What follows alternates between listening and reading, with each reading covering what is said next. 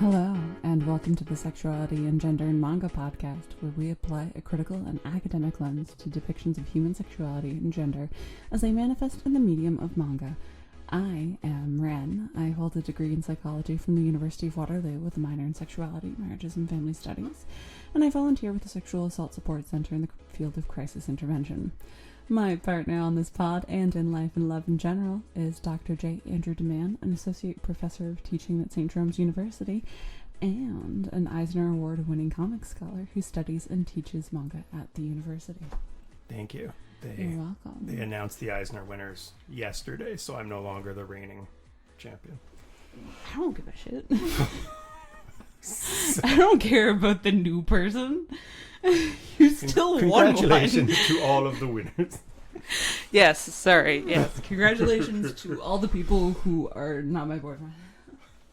So for our series today, we're looking at Jujutsu Kaisen.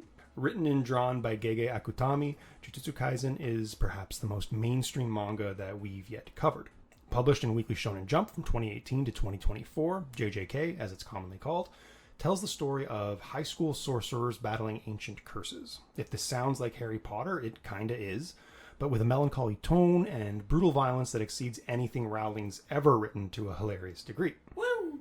The manga and anime and mobile games and merch of all kinds is testament to the ubiquity of this franchise in the world of manga. It's arguably the hottest manga property out there and has some very interesting things to say about sexuality and gender from a very lofty platform. For our purposes, we've decided to focus on Volume 0 of JJK, which was originally published as Tokyo Metropolitan Curse Technical School in Jump Giga in 2017, before launching the mainline JJK franchise.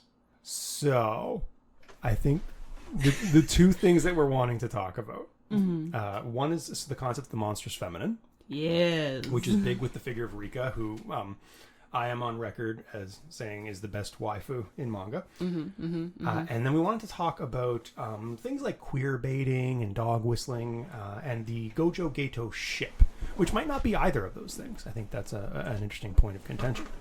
So what do you want to talk about first? Well, I feel like I have to advocate for the monstrous feminine first, because that is, I'm not going to say my area of expertise, but it's a favorite of mine for sure. Do you want to do the context? Do you want to film the history, the backstory, the lore? You can go ahead. You seem very excited. Ren and I co-presented on a really good graphic novel called Ma. Yeah. Which really engages with the subject of the monstrous feminine at a symposium 2-3 years ago. Yeah. At this point. And by co-presented, he means I did all the work and he put it on a slideshow. I was there to look good. He was, and he did. So, Ma is actually written by Jude Doyle. Yes. Oh my God. Oh, I could go on for ages about Jude. Very talented, very kind too. Yeah. We actually reached out to Jude and they responded in an email, and I treasured that email. Yeah. They were so happy that you were picking out the symbols that they had laid down. Because there were so many of them. Jude put so much work into this. I was like, somebody got it. Yay. What? Well, it was so impactful. Anyway, okay. So the very deep oversimplification of Ma, which hurts me to say, is essentially a cult of women coming into their power to basically take revenge against men who have been harming other women, both sexually, socially, whatever the case may be. And they all kind of, well, one of them turns into a monster over time that then seeks out vengeance on behalf of the rest of the cult. And then they all cannibalize a guy at the end. It's kind of great. And she swims into the ocean. And chooses to end the world. And chooses to end the world, yes. Because men should not exist. So... Hashtag not all men. So for me, that is like peak monstrous feminine. I do not think you can get more monstrous feminine than that.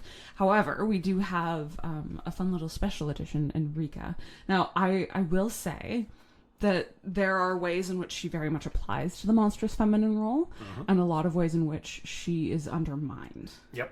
In that at the same time. And we can talk about that. So basically, by my personal categorization. Monstrous feminine just means, in the genuine sense, something that is female and monstrous. Now, if you want to talk about what I think makes it super special, is that I think it's one of the very few outlets and times in which women are allowed to have rage. Women are only allowed to have rage or upset if they look abnormal and or are ugly. It's kind of a weird thing. It's blend of they have lost their femininity and therefore they have become this weird, strange monster, but at the same time, it can be a very feminine source and outlet for just like deeper things. It can simultaneously be accidentally adhering to social norms, but it can also be a rejection of them. I think Ma does it really well, where it's saying, fuck that, I don't need to be pretty, I need to be angry. Which is pretty much what it is. And it's also about, and Ma in particular, not needing to heal. That healing is in itself a fallacy and allowing people to continue to harm other individuals. The high road. Yeah, fuck the Take high the high road. road and never achieve power. Yeah. So there's a lot of scope there. So if Ma is on one end of what I would prefer the monstrous feminine to be, where it is just pure rage and violence and the display that women do have and are capable of those things, Rika is kind of somewhere lower on the scale. She is so capable of murder, and I love that for her. And in fact is framed as being the most powerful curse. And that's something I really love because it's women as a source of power, right? And the ability to have and wield that power, which is not something we often see. It's not something we think about very frequently, but even, and I'm going to shit on Fantastic Four a little bit here. Literally had an article on Fantastic Four come out this morning. Yes. We've been playing a lot of my Marvel rivals, so it's a whole thing. We're going to take the very apt and relevant example in my mind of Sue Storm. She's one of the most powerful individuals on that team, but is treated like absolute garbage and like a mother and a wife first instead of someone who is very inherently powerful. A nurturer. Yeah. She's a nurturer. You never fail to impress me, Reed. I hate that line. Oh my god. And again, Emma Frost gets Neil peasants. Yeah. Instead. Yeah. For context, we're talking about Marvel Rivals, which hopefully some of you are familiar with. But Emma Frost gets Neil peasants, and Sue Storm is like, "Oh my god, you never fail to impress me, Reed. Family before everything." She's doing all the work. Yeah. Girl. Okay, so I can contextualize this with some quotes from Doyle. So this is from Doyle's academic work. Yes. Which is really good. Doyle says that female monstrosity inspires terror because it really can end the world, or our current version of it anyway. But our world is not the only one or the best one, and in fact, the more time I spend with monsters, the more I think its destruction is overdue. Men fear women, even as they work to make women fear men, because on the most basic level, male dominance is an illusion. For patriarchy to work, men have to control literally every facet of sex and family life. Who has sex with whom and when, and whether they get pregnant. Who owns the child and who cares for it, and given the unruly nature of sex and birth, the control is perpetually slipping out of their grasp. Patriarchy is inherently unstable. It is not possible to control another human at every moment of every day. It is not possible to control what or who women want. It is not possible to own a resource that is located inside someone else's body, which sex and reproduction always are, and if women realized how fragile male control is, everything might change. That was so fucking hot. I know, I didn't have voice, right? No. Well. No, attribute it to me. No. Not to Doyle. So, like, with Rika, Rika is so powerful, but I think one of the things we have to acknowledge is that Yuta's journey in JJK is learning how to control Rika. Yeah, which is a little... Ugh. Yeah. So, again, and that's one of the things that I don't like about Rika's character. So, this is a bit of a murky field for me, because I do think that there is a place for characterizations and individuals where, like, relationship is the primary motivator or goal for them, right? Like, I realize that in real life, people very much fall in love and have relationships, and those are the things that they're striving to protect, and the things that move them to violence and to do other things that, and it's a very decent plot motivator. It's something that we're all capable of relating to. However, Rika effectively in this plotline loses all of her agency essentially. Not all of it, because she still comes out to defend what's his face? Yuta. She's sorry, it's how little I care. She's still he's fine. She still comes out to defend Yuta basically at her own will in a lot of circumstances. But the journey that Yuta is going through isn't embracing her and her power really as much as trying to learn how to control her and eventually make her go away. And that's something I don't love. Yeah, so here's where I might offer a charitable read that pushes against it. The final ending, we could argue, is when Yuta cuts her loose. Yeah. And says, I love you. Thank you for loving me. Which is... maybe they achieve equality, and that's where he finds his true power, not in trying to control Rika, but in, as we said, letting the monster out of the box. I would respect it more if it was done from a place of equal footing, if that makes sense. I'm not saying it is a better end than it could be. Like, I would be very upset if the ending was him actually learning how to control her and utilize her as a tool. I much prefer her to have freedom at the end, and we do see her eventually coming back to Yuta, which is very sweet. Gross, whatever. It can be both. It can be both. But that is primarily motivated on Yuta's part and trying to save his friends. And it's not really coming from a place or necessarily an appreciation of Rika. It is coming from a place where he's just like, this is the only option left.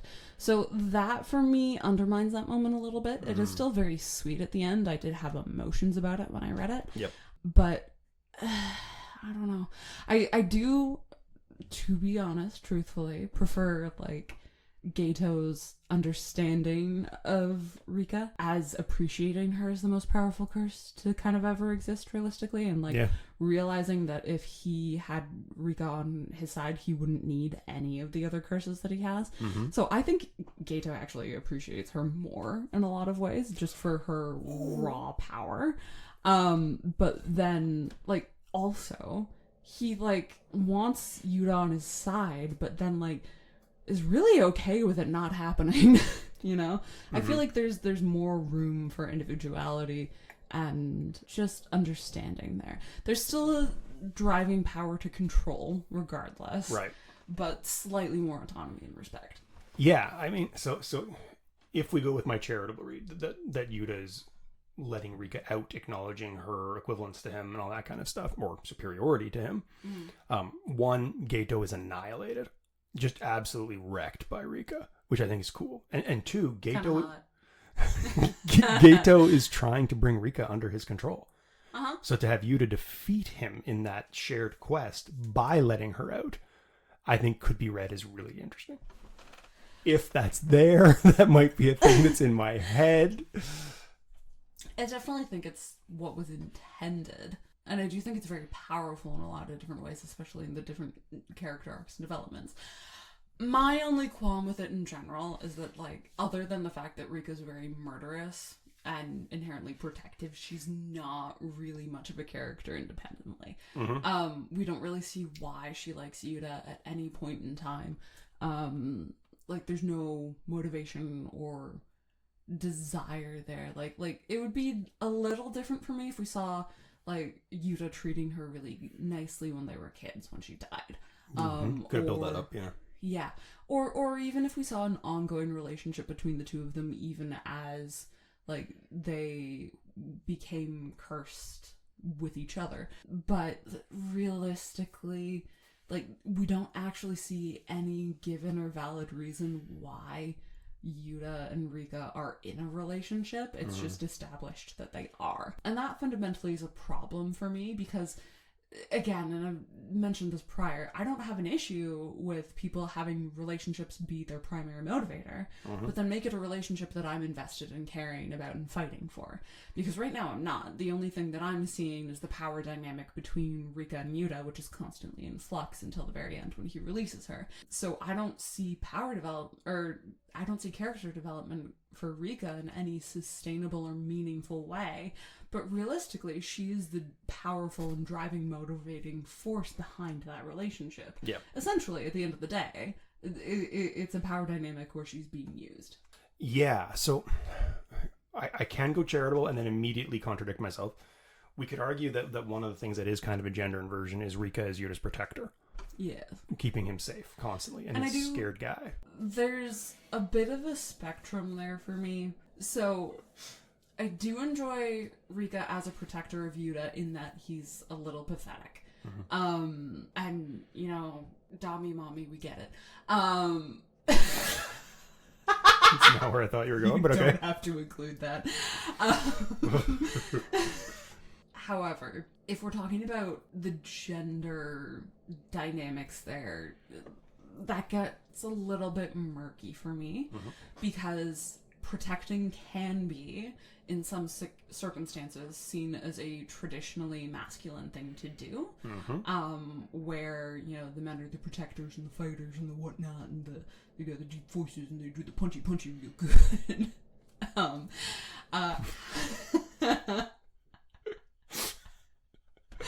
I'm a wild card today.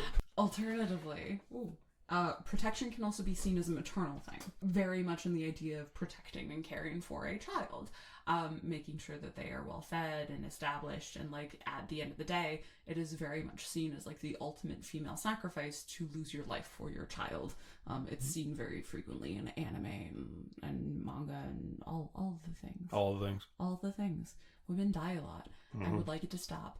So at that point, it becomes a question of what type of protection is Rika doing? Right? Is she selling into a female narrative or a female gender narrative where she is protecting Yuta essentially because she views him as a child or like a relational aspect that needs protection? Or is she protecting in the sense of more of like a masculine thing? Or is it neither of those things? And then something else entirely. Something else entirely. She's a white worm. It could be queer. It could be queer. I don't think it is. But it could be. So I don't know. My question is Rika's character really a pushback against gender narratives, or is it buying into them and selling them to us in prettier packaging? So I have 2 points that might support this for you. One is Rika maintains her feminine identity in a couple scenes. So when she bursts forth from the other curse and bathes herself in its blood, which is fucking awesome as a monstrous move, she says, "I feel pretty," which I love. I also love that. So, okay. Oh my god, it's gonna seem like I'm contradicting myself because I probably am. No, we should contradict. One thing I do love is when female characters in power do not inherently reject femininity. Right?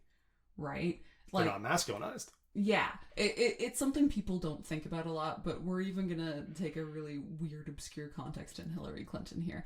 All she fucking wears is pantsuits. Okay, right? That is a very hyper masculine thing. Short hair, hyper masculine. She is in a lot of ways posing in a masculine position and authority. And she's a very relevant context for a lot of people. Easy to come to mind. Doesn't matter what your feelings are about her. She in a lot of ways is presenting in a very male-coded way. As opposed to, oh god, we're getting into American politics here. Even no, just me. You know, we're gonna use a different example. We're gonna do a generalized one now because I'm thinking about it in the same way, using Hillary Clinton as an example again. If she had longer hair, if she wore skirts occasionally, or high heels, or even more jewelry or makeup, that would be inherently more feminine coded. One of the things we often see, both in the real world and in films, is when women step into leadership in roles that they take on very hyper-masculine traits. Thinking about like, for the most part, like even action movies, right? Like Yep. the female action lead always had elder brothers who taught her the way, and really short hair, and she's kind of a bitch, and she's one of the guys. So likes to drink and smoke cigars. Yeah. So generally speaking, one of the very common things in media is that when a woman takes power, she loses her femininity in some capacity. I really like that Rika doesn't. Mm-hmm. And so one of the things that becomes kind of complicated there, though, is that still selling into a stereotype in some way? At what point are we recognizing Rika as an individual and not as a stereotype? In what ways is she going beyond it? In what ways is she adhering to it? There's different questions to ask there. Yeah, okay, so my other piece of, I'm not going to say evidence, because it can kind of go either way. It depends on how you read it. Mm-hmm. Rika exhibits jealousy when Yuta is close to Maki. Yeah. And, like, tries to kill Maki. Mm-hmm. Out of jealousy. And she's dying. And, like, I don't know if I love that scene or not. I feel like that kind of diminishes Rika's power a little bit. I agree. But it also kind of makes sense as, like, this very primal thing who's being driven by an association with Yuta. Ew. But it's gendered, right? Did you just say primal in front of me? I did, yeah. Get out. I also flexed my left bicep while I did it, but you didn't notice because it doesn't show. Because it's hardly there at all. That's what you like, right, baby?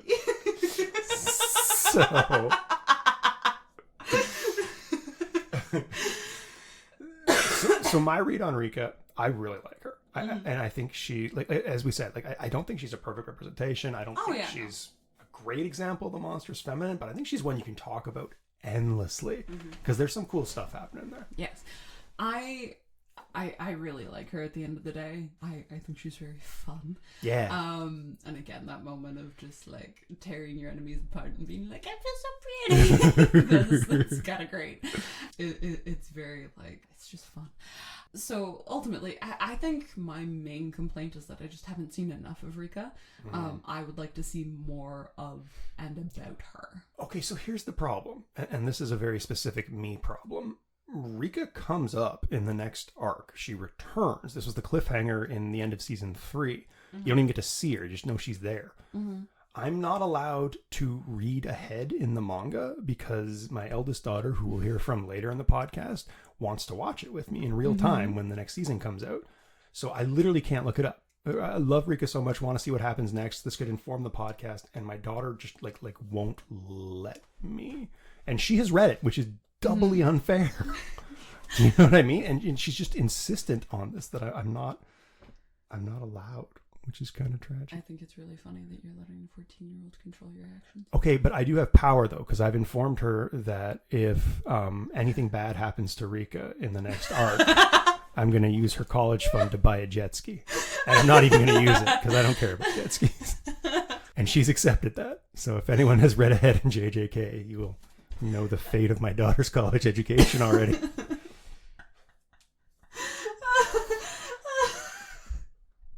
Vroom, vroom. Vroom, vroom. I'll use it, jet ski. Someone's got it. Okay, so. It's so weird because she's your quote-unquote wife. We have, I think, probably the most iconic ship in manga right now, in Gojo Geto, in play as well. The creator, Gege, has been on record that they are absolutely a couple, which I think is cool. But is it canonical in the text becomes the question. And here's a quick definition of queer baiting for you from Michael McDermott.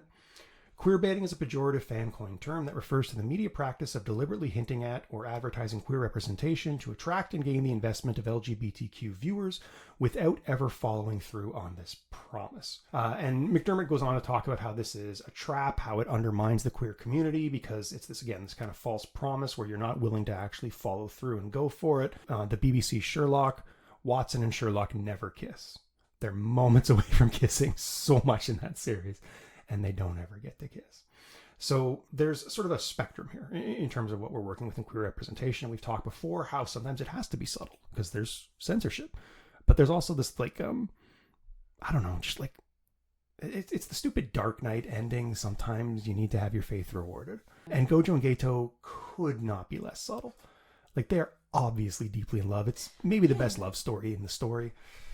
The 14-year-old controlling his ability to read manga has also got an extensive presentation. I've seen a on the slideshow, case, and we'll have her on in just a moment so you can hear what she has to say about it. It's lovely.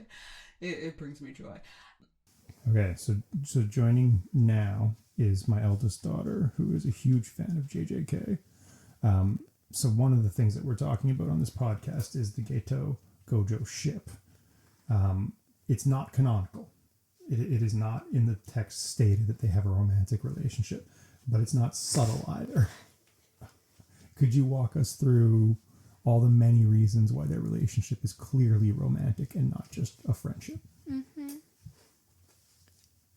The first example is in the anime, the song lyrics and titles. In Jujutsu Kaisen 0, the movie, Gojo and Geto have a talk while Geto is bleeding out in an alleyway.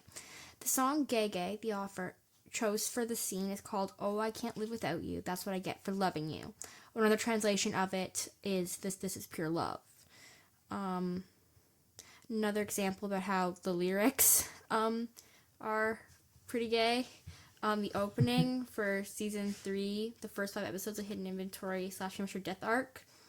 Like a lot of the lines are very, very not subtle. Like we were supposed to share everything. There is the line that's literally it's like a quiet love. The word that curse you took in the back of my throat.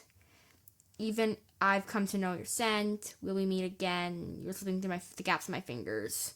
Like, that's all from the opening, which if you speak English, you can't really tell.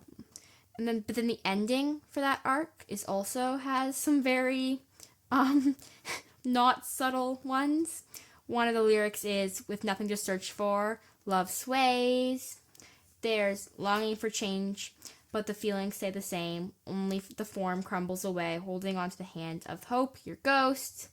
There's before my goodwill crumbles away, I should have told you everything. There is, though I understand a wounded heart, why do I end up hurting and leaving the same scars? Labeling it as ego, grouping it all together. The true essence of you and me burning transparently. And my favorite one is realizing that something seemingly everywhere exists only here. Even trivial conversations are fine. Show me your blushing face once more.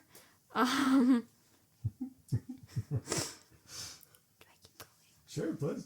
The second example is they match a lot. When they both attend Jujutsu High, you can get your own custom uniforms there, yet they get their uniforms nearly identical, except for Geto gets his pants more baggy than Gojo.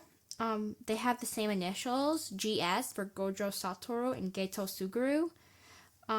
This is kind of a spoiler, but in the end of the series, they have the same missing arm, and they have the same death day, only a year apart, December 24th, 2017 and 2018. Another example is Gojo's eyes. His eyes are usually bright blue, but after Geto left, they just dulled to a gray. Another example is Geto's button. After leaving, Geto left Gojo with a button that was on his uniform, and a Japanese tradition is where in Japan, if a boy gives a girl the little button on, like the second button closer to their heart, means they have a crush on them, and it's just a form of confession. And yeah, that's what Geto left before he left Gojo. So. And then there's December 24th. So they both died on December 24th, but 1 year apart. In Japan, December 24th is the most romantic day of the year. It's basically their version of Valentine's Day, and they both died on that day. And not only that, but in the movie, when Geto dies, that's the next night they get to have their first real conversation in, I believe, a decade. And since they both died on December 24th, Geto died first. And then when Gojo died on the same day, that was the day they got to reunite in the afterlife. Example 6 is Geto's outfit. After Geto defects from Jujutsu High, wears this monk outfit called a Gojo Kasaya, which is very clearly related to Gojo's name. He's literally in the name. Example 7 is curse me. When Geito's about to die, he said, "At least curse me a little" at the end. Geito may have been referring about how Rika was cursed by Yuta out of love, and he was saying that he wanted to stay with Gojo. Another one is, even after a decade, Gojo could still recognize the sense of Geito's cursed energy, despite not speaking to him or seeing him in 10 years. He would still strongly sense that he was there. His quote was, "There's no way that I would mistake his residuals." Like there's no way he'd get it wrong. And one really big one in Jujutsu Kaisen 0. The basis of the whole movie is about how love can turn into a curse. One of the biggest Jujutsu Kaisen quotes comes from this movie, and it's "Love is the most twisted curse of them all." And so we learn about how, in the movie, this is the first time we learn about Gojo and Geito and how they knew each other and they see best friends. At least if you are going through in chronological order. So like this movie was there for their relationship and how they used to know each other. And then the last main example is the kind of very literal confession. At the end of Jujutsu Kaisen 0, Gojo is confirmed to have mouthed 3 words to Geito. Well, he said them, but we could only see it mouthing them. While we can't hear them, it is strongly suggested that he says, "I love you." Because some of those who speak Japanese, when it was originally animated, could kind of see that it looked like he's doing the mouth movements for a form of "I love you." And after he says those, Geito has tears in his eyes and smiles a soft smile like Gojo hasn't seen in over a decade. Very good. Well, that's it. We're done. I don't think it's queer baiting. I will say I think your daughter is right, and that it's not queer baiting just because like there's a lot of, as much as the clues are contextual, they are there. Right? Like she's talked about that final moment where Geito is dying and Gojo clearly says "I love you." That is censored out, and he's just like, "You should at least curse me at the end." And like with the implication potentially of Geito being Gojo's Rika. Yeah, exactly. Like a comparison there is clear. Even just the parallel establishes the relationship between the two. Very much so. Yeah, and now I just want to have this on record. This has nothing to do with anything, but I have made the comparison to my class, to my children, that Gojo is just hot Dumbledore. Like his exact function in the narrative is that of Albus Dumbledore. He's this power center for the entire wizarding universe, or sorcerer's universe in this case, but he's sexy. So he is. So there's a sort of natural parallel to the way that Dumbledore was queer-coded. And, you know, the sort of social and intellectual argument that emerged around that. Yeah, okay. In all fairness. Yes. I would argue that JKR has no power here. And that in that specific circumstance, it is queer baiting because she's a horrible, awful person. Should we talk about how JKR, there is no K, does not have a middle name, specifically took a genderless name to sell books and is out here turfing it up left, right, and center? Yeah, fucking bullshit. Just on record real quick. We support trans people. If you don't, I would ask that you maybe look into the topic a little bit and do some education. Yeah. You don't have to agree with me, but I would ask that you respect any individuals in the world who have trans identities. They're still people. We don't even have to support trans people. We can just support people. Yeah. You know what I mean? No, but I specifically support trans people. I 100% agree. Others. I'm just saying the philosophy of adding an adjective and people are like, oh, now it doesn't count. Yeah, it's stupid. I agree. They're just human beings. Christ. Anyway, we got off topic. We did. It was a good aside. Though. It was a good aside. Yeah, I don't know. I do think the author's intent matters a little bit in terms of that, right? I do think it's important to remember, especially contextually and culturally, mangaka are writing in a culture where gay is not a thing. Right. You know what I mean? Where the majority of people in Japan do not meet a gay person ever in their lives. And if they do, they're like, oh, you're the first one I met. Yeah. They do. They just don't know that they are. Yeah, exactly. The gay people do exist. It's just, it's not something that's culturally as open there. And yet manga is so queer. And yet manga is so queer. Maybe that's where all the gays are going. Might be. It's where all the gays are going. So I do think that there's a really credible argument there for it not being queer baiting and for it being authentically queer, just in the context and understanding of a culture that is not okay with that and the need to express it differently. And then there's also things to consider, like censorship, right? Like and you would know this extensively because of your work on Claremont. Like there are going to be publishers who do not want you to put certain things out there into the world, and so you have to sneak them in different ways. Right. And again, like I don't know, it creates this really weird reading exercise, and I don't even know if it's unsatisfying. In some ways it is and isn't. The idea of trying to reconstruct this relationship between Gojo and Geto, which is a beautiful relationship. Yeah. But you have to read between the lines to get it.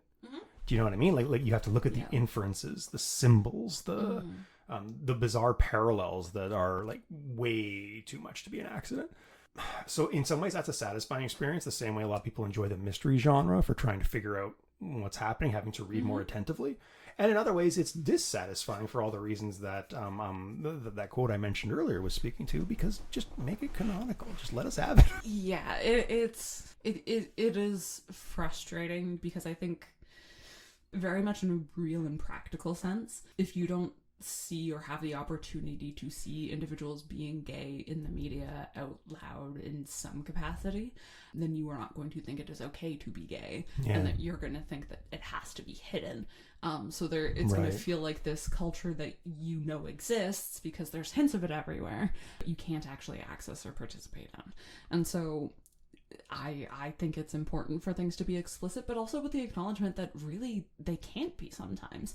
Not because the author doesn't want them to be, and not because of other factors, but because we do still live in a culture and a society as a whole that is not okay with gay individuals. Yeah, and to Gege's credit, we should point out again, it's a beautiful love story. It's the two Gege, yeah. The author's name is Gege. I didn't even notice. These are the two, I think, other than Rika, best characters in the entire mythology. Gojo and Geto. They're fascinating. They're well drawn out. They're well developed. They have opposing viewpoints that both make sense. Yes. Geto is a really good villain when he's being a villain, which turns out isn't actually very often. It's a imposter thing later on. But still, like there's a lot of love and attention put into these characters and this relationship. So I don't want to, as you said, I don't want to cheap shot Gege. There's something really cool here. Yeah, I agree.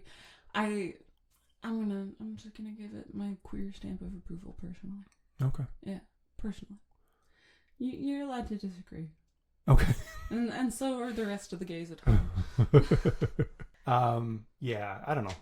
There's like weird, bizarre, specific symbols that we could read into it. Gojo being blind, for example, and covering his eyes in a black blindfold, which seems a bit like mourning for being away from Geto.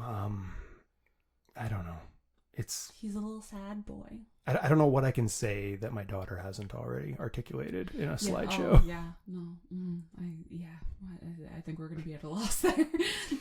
Yeah, but as I said, it's a really good relationship. And again, I find it really weird in JJK because a lot of the really good stuff is happening outside the main continuity in like prequels and precursors and stuff like that. But again, I don't which know is for fascinating because I can't read beyond Shibuya. I do think it's so funny that she's done that to you. I know. You gotta honor. Do you? So any other gender and sexuality issues that you see in JJK that we should talk about? I mean, it's very masculinized in terms of how they live and what they do. Yeah, very much so. It's powerful and punchy. Like it's Dragon Ball. Yeah. But it has this strong, as I said, queer thread running through it. Yeah, it might be gay Dragon Ball. It could be gay Dragon Ball. It could be gay Dragon Ball. Unless Dragon Ball is gay Dragon Ball. Dragon Ball is definitely gay Dragon Ball. Some of them are pretty close to kissing.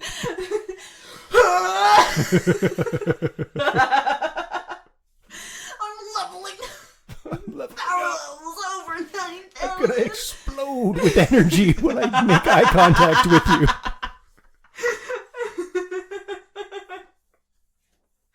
Do we even need an end bit anymore if we're keeping that in? No, it's good. Now we don't have to study Dragon Ball. We covered it. This is very true. Okay, so we could probably transition to final thoughts. What's your take on JJK? It's okay. Yeah, I'm. Your daughter's gonna kill me for that take.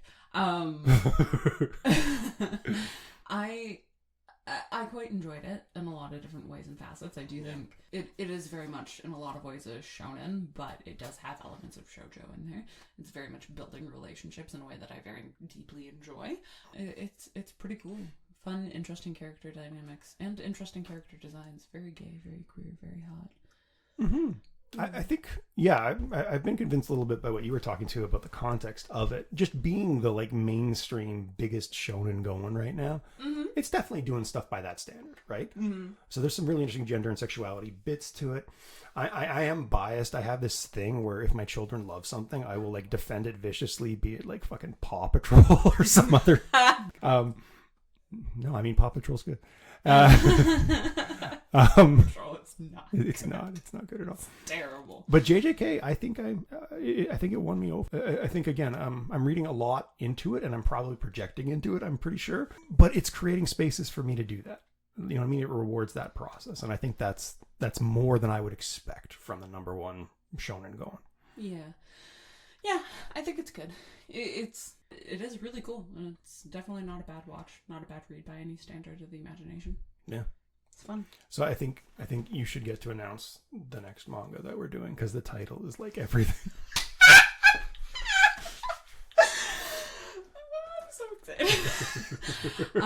So my dear friend, Our child, not actually our child, to be clear, my dear friend for my birthday and also for this podcast, got me a lovely title by the name of Dick Fight Island. Which is exactly what it sounds like, and which we will be talking about next time, because, oh lordy, there's so much there to talk about. There's so much dick. Like, it's not even a joke. There's a lot there we can talk about. There is, yes, but also there's so much dick. Yeah, battle armored dick. Mech dick. Mecha dick. Mecha dick. And so much ass. It's true. You're not wrong. It's a plot point. It is the plot point. Secret technique. But next time we're going to talk about Dick Fight Island and probably laugh our asses off. And get kicked off YouTube, yeah. It's good. Yeah. Oh, yeah, totally. Thank you for listening. Thank you. Bye now. Bye.